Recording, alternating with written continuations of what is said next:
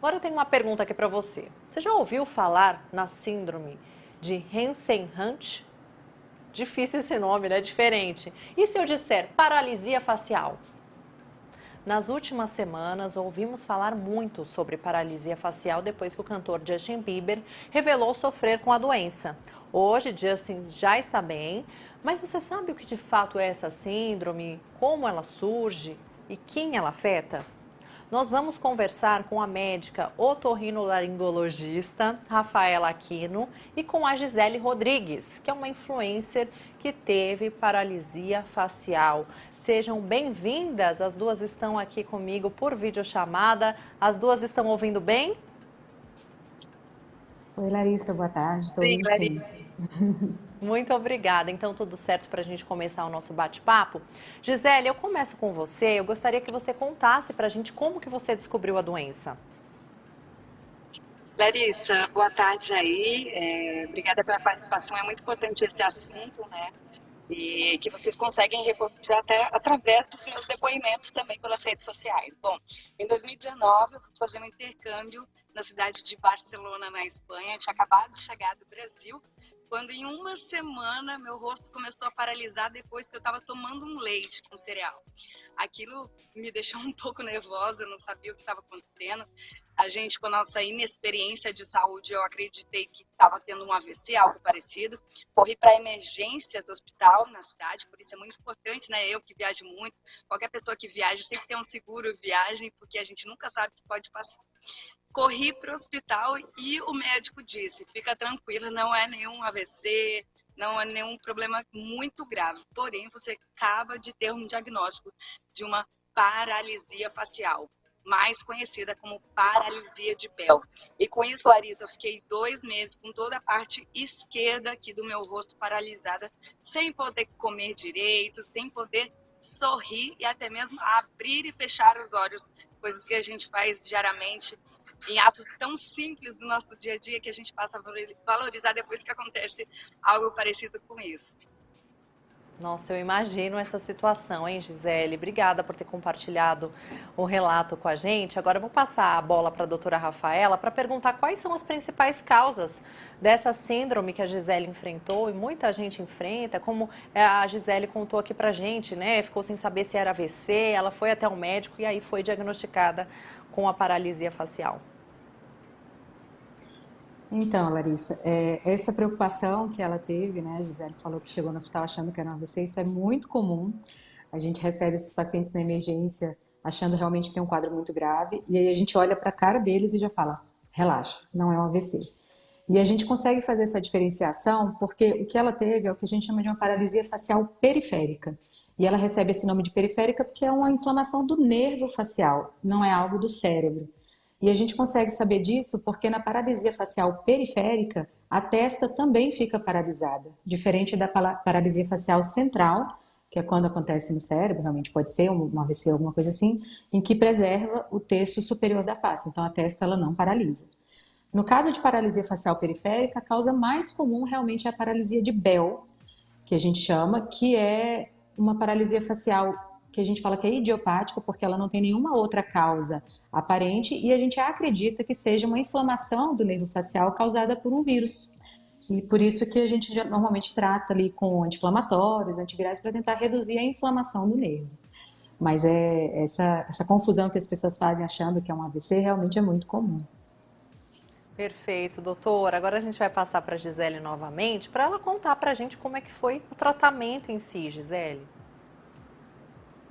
Larissa, eu acredito que, como a doutora disse, né, a gente é pego de surpresa e, como o médico disse, acho que a doutora também pode salientar, não existe um motivo que possa acontecer, né? O nervo ele se inflama, ele pode ser devido a algum pico de estresse, alguma troca de temperatura, por isso já diz a mãe, né? Não saia do banheiro quente, do banho quente e abre a geladeira. Abre a geladeira. Isso é muito sério, porque eu acredito que a minha causa foi realmente a temperatura.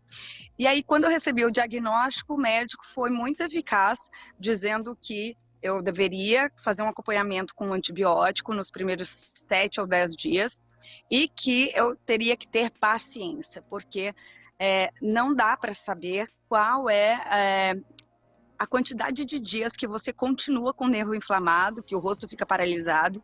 Então, foi muito importante que eu mantivesse a calma e continuasse fazendo algo que para mim foi muito importante, inclusive esse depoimento que eu disse nas redes sociais sobre isso, no YouTube, ajudou muito o influenciador Gustavo Tubarão, que me procurou para poder ajudá-lo, mas como eu não sou médica, eu pedi para que ele procurasse o próprio médico, porque cada paralisia tem uma gravidade, né?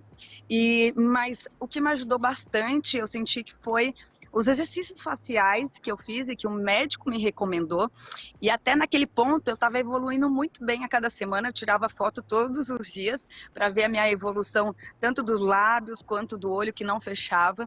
E para eu ter noção se eu precisava de algo a mais. Como, por exemplo, tem gente que procura, né, um outro especialista, de repente para fazer pequenos choques na região aqui do nervo para ver se melhora. No meu caso, como estava em progressiva melhora, o médico disse que poderia ter um efeito contrário eu fazer esse choque, porque poderia inflamar ainda mais a região. Então, eu acredito que a paciência, porque a gente não sabe se fica com sequela ou não, depende de caso para caso, mas Sim. a região aqui realmente melhorou devido a pouco fazendo umas massagens faciais com os próprios dedos, todo momento fazendo aquela cara e boca que a gente faz no jornalismo mesmo, e ajudou bastante. Perfeito, Gisele. Agora, doutora Rafaela, quais são os principais sintomas, né, e as formas de tratamento que existem?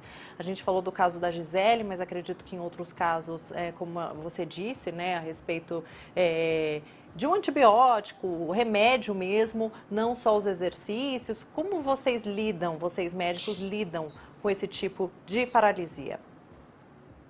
Bom, com relação aos sintomas, a queixa do paciente é realmente fraqueza da musculatura da face. Ela é quase sempre unilateral, então é metade do rosto que fica paralisado, e aí o paciente ele vai se queixar que ele não está conseguindo franzir a testa, piscar, né, fazer o fechamento do olho, sorrir, fazer bico, e até um pouco da musculatura aqui do pescoço também fica fragilizada. Além desses sintomas de fraqueza muscular na face, o nervo facial ele tem alguns outros ramos que podem levar a alguns outros sintomas, como por exemplo, diminuição de lágrima, então o olho fica mais seco, a diminuição da produção de saliva também, e até alterações do paladar, porque ele também tem um raminho que vai dar o paladar da parte mais anterior da língua. Quando a gente pega um paciente com paralisia facial, é importante a gente tentar identificar uma causa.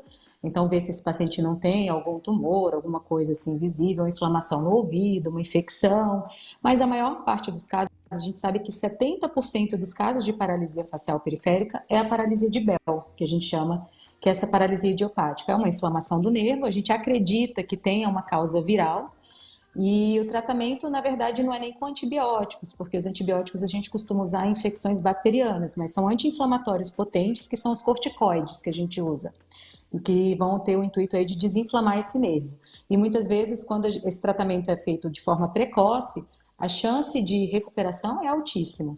E a gente pode usar também, quando pega o paciente nos primeiros dias, os antivirais. Mas o bom é que, mesmo sem tratamento, uma taxa muito grande de pacientes recupera a paralisia. Mas quanto antes o tratamento for iniciado, maior a chance de recuperar. Perfeito, eu agradeço demais então a doutora Rafaela por ter esclarecido todas as dúvidas, e a querida Gisele, um beijo para você, Gisele. Rafaela, obrigada por ter compartilhado aí a tua experiência, ainda bem que você está bem, está ótima e compartilhou aí as dicas com todo mundo. Gisele, um beijo para as duas, tchau, tchau. Obrigada, Larissa. Tchau, tchau. Tchau, obrigada.